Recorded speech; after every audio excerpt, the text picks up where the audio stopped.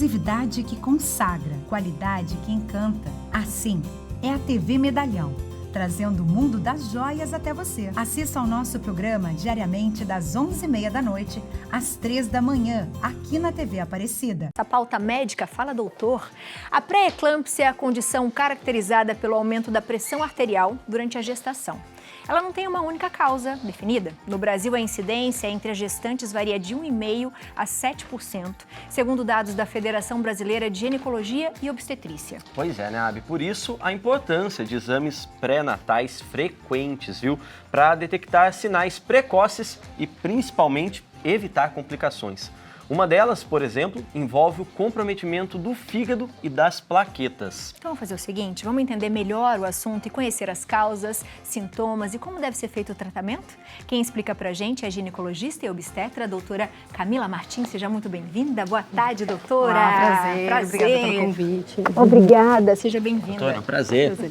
Que bom viver essa tarde com você. Fica à vontade. Foi um prazer. Aqui na nossa sala pra gente conversar com as mamães, mas na verdade com a família toda, né? A família toda. Todo mundo fica tenso nesse momento, muitas vezes, né? E assim, é um alerta, né, doutora? Não é só para vocês em casa saberem um pouco mais sobre isso mesmo, sobre o assunto, porque às vezes a mamãe é pega de surpresa. Doutora, o que é a pré-eclâmpsia? A pré-eclâmpsia, vocês já comentaram previamente, é o aumento dos níveis pressóricos durante a gestação, associado a inchaço, a edema, né, ou proteína na urina. E com isso, a gente também pode ter lesão de órgãos, que a gente fala órgãos-alvo, como o sistema nervoso central, o cérebro, os rins, o fígado. Então, realmente, é uma condição muito grave, muito séria, que acomete um número considerável de gestantes, e por isso acho que esse assunto é tão importante e tão relevante. Doutora, quais são os sintomas, né? Pra gente já ajudar, então, quem está em casa a entender mais e a perceber, doutora. Eu acho que são muitas coisas importantes para a gente passar para quem está aí do outro lado, né? Então, quando a gente fala de pré-eclâmpsia, a gente tem que pensar que essa condição, que acontece na gestação exclusivamente, né, durante a gestação e no pós-parto também pode acontecer, ela pode acontecer a partir da 20ª semana de gestação. Então, ninguém começa o pré-natal com pré-eclâmpsia. Tá? Então, isso é um dado bem importante. E os sinais que são alerta pra gente durante esse processo, após a 20ª semana de gestação, seriam, igual eu falei pra vocês, a paciente está ficando mais inchada, toda gestante sabe que no pré-natal uma coisa que é muito importante, que se faz muito é o quê? Medir a pressão e ver o peso da paciente. Então são sinais que parecem pouco importantes, mas que na verdade podem salvar vidas, né? Porque na consulta a gente vai verificar a pressão da paciente, vai ferir a pressão da paciente e vai ver se a paciente está ganhando muito peso, se ela está inchada. Isso pra gente dá muitos sinais, é um grande sinal de alerta. Então, dos sinais são esses, então, aumento dos níveis pressóricos ou inchaço. E além disso, a paciente pode já ter sinais que a coisa está complicando, né? Que aí você falou, evitar complicações, né? Então, a paciente pode ter alguns sinais que são de grande importância, como, por exemplo, uma dor de cabeça associada. Pode ter alteração visual, a gente fala que são os escotomas, os pontos brilhantes na visão. E uma dor na parte superior do abdômen, uma epigastralgia, que a gente fala, dor do estômago, que também pode ser um sinal de alerta. Só que é importante falar que quando a paciente tem esses sintomas, ela pode estar correndo o risco de ter uma complicação mais grave da pré-eclâmpsia, que é a eclâmpsia, que é a convulsão. Só que a gente consegue intervir nesse momento, a gente tem medicações que podem ajudar a estabilizar essa paciente e evitar com que ela convulsione. Por isso que é tão importante quem está aí do outro lado entender isso. Não guardar, né, para si os sintomas que está apresentando, porque a gente tende a subestimar. A gente tende a colocar, não deve ser nada. E eu acho que a gente sempre tem que colocar isso para o médico que te acompanha, né, para poder dividir isso e realmente entender se não é nada. Doutora, quem já é hipertensa, ela tem mais chances, embora aconteça na gravidez, mas ela tem mais chances de ter uma pré-eclâmpsia, ou se já teve na família alguém, ou se, por exemplo, o primeiro filho já teve uma pré-eclâmpsia, é possível retornar? Isso é possível, doutora? São pacientes, você está descrevendo pacientes que são de risco, né, para pré-eclâmpsia. Então, assim, aquela paciente que já é hipertensa crônica, que teve pré-eclâmpsia numa gestação anterior, são fatores de risco para hipertensão, para esse tipo de hipertensão na gestação. Então, sim, outros fatores de risco que são importantes, que também as pacientes sempre perguntam, mas quem que é a paciente que é de risco, né? Quem é o público que tem mais chance de desenvolver? Então, a gente tem a paciente, igual você falou, que já tem hipertensão ou que tem uma doença renal, por exemplo, prévia, uma trombofilia, uma doença autoimune. Então, são fatores que já levam essa paciente a ser uma paciente de alto risco para a pré-eclâmpsia. Agora, acho que o nosso grande desafio, já adiantando talvez algum tema que vem por aí, mas eu acho que é um momento muito oportuno, é que a gente tem uma paciente que às vezes começa o pré-natal e parece pra gente uma paciente de baixo risco. E a gente consegue, muitas vezes, no primeiro morfológico, no início do pré-natal, identificar se essa paciente parece de baixo risco, mas ela sim é uma paciente de alto risco para desenvolver pré-eclâmpsia. Então, eu acho que isso é um dado extremamente importante, que muitas vezes não está disponível para todo mundo, não é uma coisa que a gente consegue fazer ainda de forma uniforme e universal, mas sim, é possível. A gente, no primeiro morfológico, já tem alguns dados, tanto ultrassonográficos, quanto um exame que a gente já pode associar com esse exame morfológico do primeiro trimestre, que é o fator de crescimento placentário, e a gente pode colocar essa paciente, estratificar essa paciente para me dizer, olha, você parecia de baixo risco, mas você é uma paciente de alto risco para pré-eclâmpsia. E com isso a gente pode tomar algumas medidas para evitar exatamente que ela desenvolva a pré-eclâmpsia, ou se a gente não conseguir segurar esse desenvolvimento da doença, a gente identificar ela para ela não complicar, né? Para evitar com que ela complique. A gente vai ficar mais de olho nessa paciente. Então, eu acho que isso é importante falar. Então, não só temos a paciente, que é a paciente de alto risco, sabidamente de alto risco. Ah, minha família teve um monte de casos de pré-eclâmpsia, minha mãe teve pré-eclâmpsia, eu sou hipertensa. Mas é aquela paciente que parecia inocente, mas na verdade é sim uma paciente de alto risco. E a prevenção que a gente faz, né, rotineiramente, para esses casos da paciente de alto risco, seria o uso de aspirina, preferencialmente associado ao uso de cálcio. Tem outras medicações que podem ser associadas em alguns casos específicos, mas eu acho que o começo é esse. Aspirina com cálcio, para que a gente consiga diminuir esse número, né, que atinge um grande número de gestantes atualmente. Doutora, e naturalmente quando a gente traz um tema como esse, que fala de um momento também de muitas dúvidas, inseguranças, né, na vida da mulher, que é a gestação, o pessoal de casa também quer participar trazendo perguntas. Com certeza, a gente recebeu uma mensagem aqui no WhatsApp, olha aí, a Vanessa.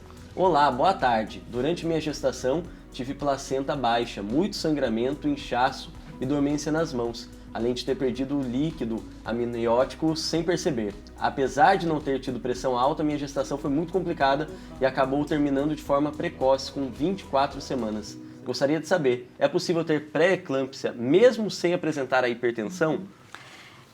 Uma das coisas que caracterizam a pré-eclâmpsia é a hipertensão, então é difícil, né? Provavelmente ela não teve pré-eclâmpsia. Isso traz pra gente um grande resgate, que quando a gente está com esse tema que está se falando tanto, que é a pré-eclâmpsia, tem outras causas, outras doenças que também acontecem na gestação, sim, né? Um colo curto, um trabalho de parto prematuro, né? Então, a gestação, a gente sabe que é um momento sabidamente muito feliz na vida de uma família, mas ela é frágil nesse sentido, né? A gente pode ter algumas coisas que tornam esse processo mais desafiador, como, por exemplo, esse caso, que traz pra gente também um parto muito prematuro, que não é associado, provavelmente, à pré-eclâmpsia. É difícil a gente falar. Mas eu acho que é interessante colocar uma coisa que ela colocou aí, sobre o inchaço, né, a dormência nas mãos. Então, assim, a gente vê que as gestantes com frequência apresentam um edema, um inchaço nos membros inferiores, né? Uma pergunta que eu recebo muito, né? Quanto isso é normal? A gente tem muitas coisas que a gente pode fazer para minimizar esse inchaço, desde uma suplementação adequada, né, uso de meia elástica, repouso, uma série de coisas que podem ajudar, bons hábitos, atividade física, tudo isso traz pra gente uma melhora, às vezes, do inchaço da gestação. Mas tem um tipo de inchaço que leva a uma preocupação um pouquinho maior, que é o inchaço das mãos, então acho que é um sinal de alerta também importante, daqueles sinais que a gente falou. Sim. E inchaço da face, né? A paciente com pré-eclâmpsia, às vezes a paciente está no consultório, eu bato o olho e falo, putz, não gostei do seu rosto. Não gostei. Ela falou, reparei hoje de manhã que eu estava diferente mesmo, assim. Então, assim, com frequência a gente tem esses achados, né? E do peso que eu comentei, que também leva um pouquinho do edema, é importante também. Aquela coisa de pesar, a gente falou muito, eu falei de pesar e ver a pressão, mas o peso também é importante, porque às vezes a gente está na dúvida, poxa, será que essa paciente está inchada? Parece que está mais inchada. Aí você vai olhar, ela ganhou muito peso em muito pouco tempo, né? Que também pode ser um sinal de inchaço, né? Então é uma coisa realmente muito importante também. Ela falou ali, doutora, né, que teve que fazer um parto prematuro. Sim. Isso acontece na pré-eclâmpsia? Como pode acontecer? Ou acontece quando está provavelmente convulsionando? A pré-eclâmpsia é um grande fator de risco para a prematuridade, né? Então, os bebês são altamente acometidos pela pré-eclâmpsia. Então, sim, é uma causa importante. Geralmente a pré-eclâmpsia acontece mais no terceiro trimestre. É uma doença que acomete mais após a 34ª semana de gestação. Então, a imensa maioria das vezes, a gente vai ter um bebê que sim pode ser prematuro, mas não é um prematuro tão grave. Mas alguns casos podem acometer de forma muito precoce e grave antes desse período e ter situações muito desafiadoras e graves associadas a isso. Que pode levar à morte da criança, da mamãe. Como chega nesse período, doutora, nesse risco? Eu acho que assim, a gente tem, em relação, vamos por partes, em relação ao bebê, né, em relação a uma perda gestacional, pode ser tanto intraútero, né, porque a gente está falando de um bebê, quando a gente fala de pré-eclâmpsia, a gente está falando de uma placenta que provavelmente não está funcionando bem. Quando a gente fala de usar a aspirina, né, depois do morfológico, a gente está falando para tentar fazer uma placentação melhor. Então a gente sabe que uma placenta, que ela não é das melhores. Né? E muitas vezes pode levar realmente a um quadro de sofrimento fetal intraútero, restrição de crescimento e, com isso, óbito fetal.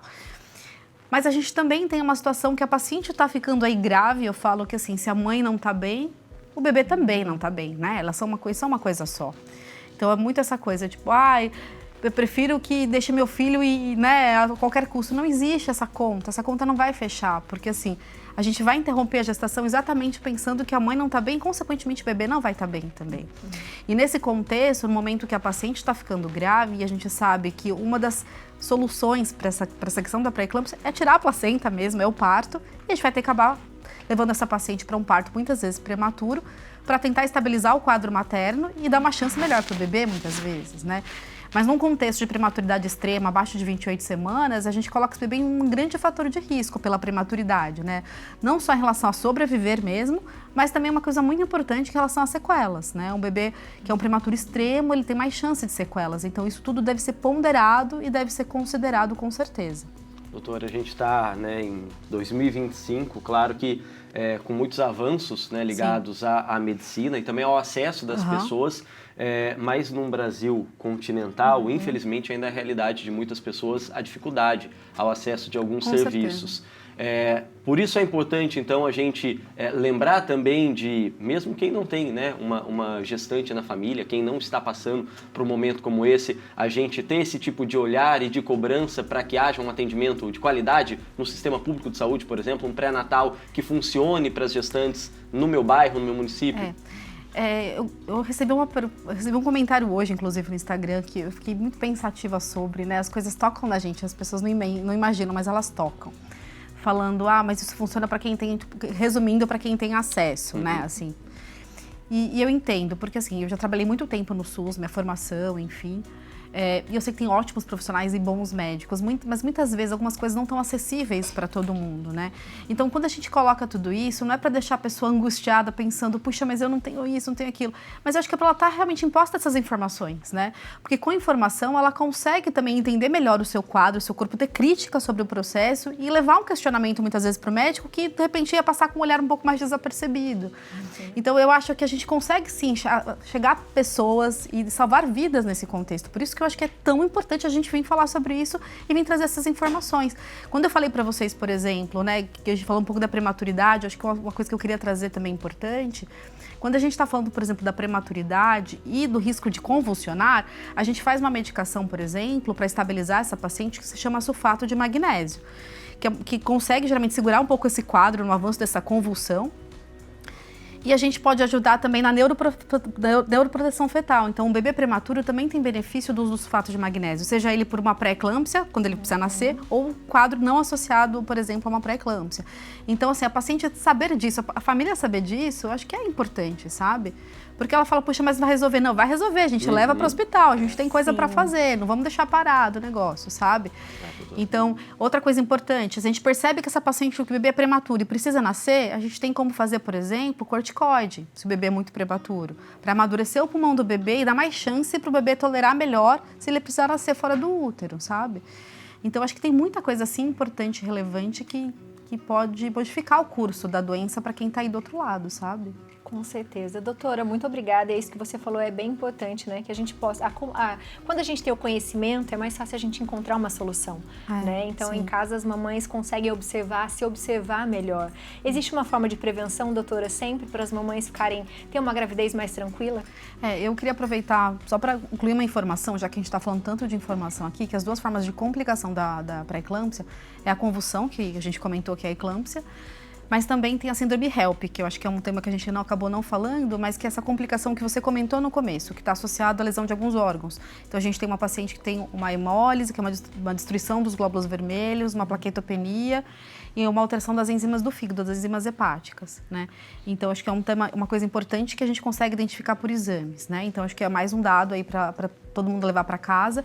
E em relação à prevenção, sim, né? A gente falou da aspirina, do cálcio, um pré-natal atento e bem feito, porque consegue identificar, por exemplo, a paciente que está começando a desenvolver a pré-eclâmpsia e sinais de complicação dela. Então, se a gente conseguir identificar aquela paciente que está desenvolvendo a pré-eclâmpsia para ficar mais de olho nela e principalmente antecipar, por exemplo, uma complicação, a gente está salvando aí a vida da mãe e do bebê na maioria das vezes, né? Então, eu acho que sim, gente, se cuide, não subestime seus sintomas.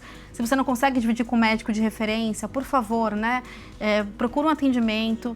Leve as perguntas anotadas no pré-natal que você vai, se você está achando que alguma coisa diferente está acontecendo, vai preparada, né? Não é para ficar em pânico. O pânico não leva a gente a lugar nenhum, mas a informação a gente consegue salvar vidas. Então, acho que esse é meu dado. Obrigada, viu, doutora? Foi maravilhosa. Você de casa, se tem alguma dúvida, aproveita para seguir a doutora.